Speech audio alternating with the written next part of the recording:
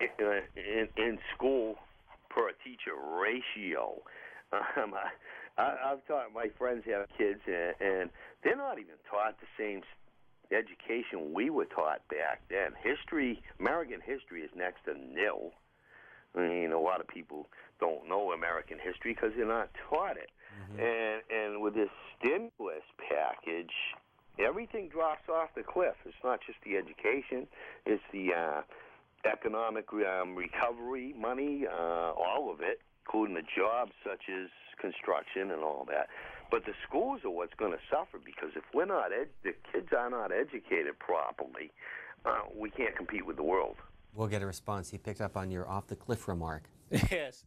Well, you know what? I very much agree with you, Steve. The education is very important, particularly if we want to be competitive with nations like China, India, and the rest of the world. Certainly this administration is one of the few in recent times that has been willing to put their money where their mouth is in terms of the stimulus dollars that are going to education. But still, as I mentioned earlier, because of the severe budget cutbacks at state and local levels, it's creating higher class sizes because districts have had to lay off staff, reductions in programs, and we need to find ways, to get back to providing the kind of education that our students need in order to be competitive in this world. Your former role as a supervisor in Fairfax County, of course, a county-wide system, but many school districts within the county would have a city, and then there's a couple of suburbs, and there's a lack of consolidation in terms of forming a larger core group within a county or several counties. Will we see more of that, do you think, in the years ahead? I think so. Actually, we have been seeing that. There has been a steady reduction in the number of school districts in the country. Still, there are 14,000 school districts in America, and the median district size is 1,200 students. So there are 7,000 school districts out there that have 1,200 students or less. The Washington, D.C.'s, New York City's, Chicago's, Los Angeles, there are very few districts in America of that size. So what we have seen over the years is a consolidation process of these smaller school districts combining so that they can become more cost-effective and cost-efficient. Robert is joining us from Butler, Indiana. Good morning. Good morning. In my opinion, a lot of this could go away, our problems with the economy, and for teachers and everyone, if they wouldn't have passed the bill that sent our jobs overseas so the CEOs got a tax break, and it seems they won't rescind it. They say the lobbyists won't allow us. Well, who's running Congress, the lobbyists or is Congress? And I thank you. Well, there hasn't been too much outsourcing, at least in education, is concerned, although possibly in the area of technology, and most recently, by the way, in terms of online tutoring, there are a lot of the online tutoring companies that are from India and other parts of the world. But generally, education has not been subject to the kind of outsourcing that we've seen in other industries.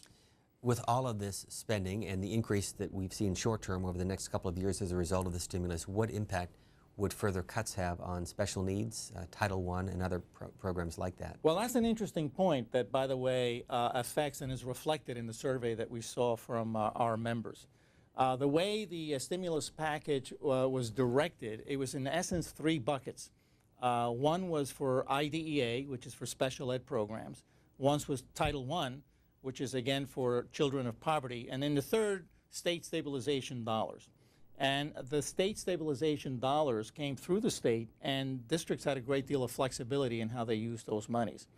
The IDEA, special ed students, and Title I, children of poverty, were directed specifically at those programs and had to be used within the guidelines of those programs. So generally, Title I programs and special ed needs have not been affected by the economy. If anything, their allocations were doubled as a result of the stimulus.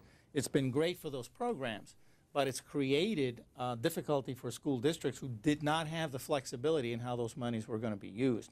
So whereas they had to lay off regular classroom teachers, affecting classroom size or student population size, In IDEA and Title I programs, those programs were not affected. If anything, they had additional dollars to hire additional personnel. As schools reopen as early as this week, and of course all schools opening after Labor Day, our guest is Daniel Domenech, who is the Executive Director of the American Association of School Administrators, and Damon is joining us from Kennesaw, Georgia. Good morning. Hey, Damon, how are you doing? How are you doing today? Fine, good morning. Go ahead with your question. Okay, great. My question is this. There's a fundamental flaw in America, is that we try to base everything on getting rich instead of trying to provide a service. I hear this constant problem with the education system as well as the medical field. In the medical field, if you're becoming a doctor to help people and you're servicing a person at their lowest point, they're probably dying from something, money should not even be a factor in this. I think I'm very ashamed of the fact that how we get everything toward getting rich in this country. I'm sorry. What about all the money that's being generated locally, like the gentleman brought out, as far as from the lotteries and things like that? Why is there a money issue in America right now? Well, let me take that last point, because in many states the lottery funds do benefit public education. But yes, but here's the issue with lottery funds in most of the states. The lottery funds are not necessarily in addition to the dollars that the state legislature might allocate for education. They're mostly used to supplant. So in other words, if my education budget is going to be $100 million and we're getting $20 million for the lottery, it's not like it's now $120 million. It's like, okay, we'll take $20 million off the $100 million and use the $20 million from the lottery to make up the $100 million. So the dollars have not generally come from lottery in addition to, but really to supplant budget dollars for whatever is going to be allocated for education. So it hasn't had the impact, not unlike what's happened with the stimulus money right now, where stimulus dollars have been used to supplant state budget dollars or local budget dollars, and that's been an issue. Let me go back, though, to an earlier point that you talked about. In Fairfax County, property values are down.